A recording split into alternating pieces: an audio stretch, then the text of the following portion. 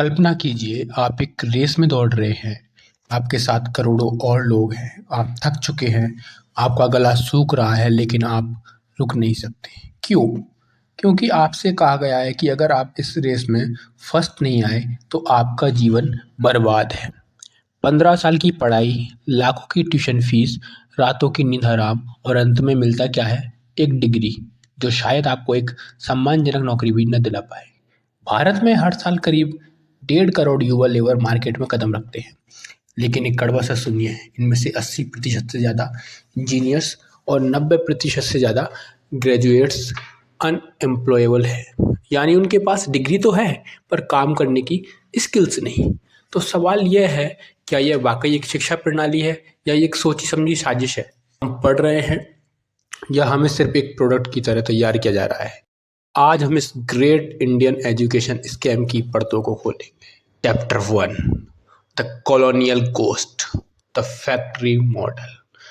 इस स्कैम की शुरुआत आज नहीं बल्कि 1835 में हुई थी।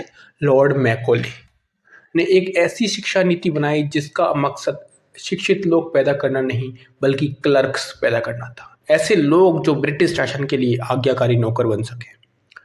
हैरानी की बात यह है कि 2026 में भी हमारा ढांचा वही है। घंटी बजती है, आप एक कमरे में बंद होते हैं, आपको सवाल पूछने से रोका जाता है और सिर्फ आदेश मानने के लिए तैयार किया जाता है। स्कूलों को फैक्ट्री बना दिया गया है जहां हर बच्चा एक जैसा आउटपुट होना चाहिए। अगर एक बच्चा पेंटिंग में अच्छा है और मैथ्स में कमजोर है तो सिस्टम उसे फेलियर घोषित कर देता है। Uniformity versus individuality. यहाँ डाइवर्सिटी की बात तो होती है पर सबको एक ही लाठी से हाका जाता है। Chapter 2, the rote learning trap, रट्टा मारो जिंदाबाद।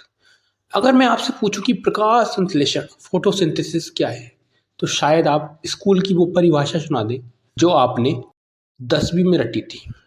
लेकिन अगर मैं पूछूं कि इसे अगले अपने जीवन में कहाँ इस्तेमाल करें तो सन्नाटा छा जाएगा। Exam scam. हमारा पूरा सिस्टम याददाश्त का इम्तिहान है, बुद्धिमत्ता का नहीं। जो सबसे अच्छा रट सकता है वही टॉपर है। Memory versus application. हमारे यहाँ बोर्ड एग्जाम्स में 99.9% मार्क्स आते हैं, फिर भी जब ये बच्चे दुनिया के टॉप रिसर्च संस्थानों में जाते हैं तो पिछड़ जाते हैं। क्यों?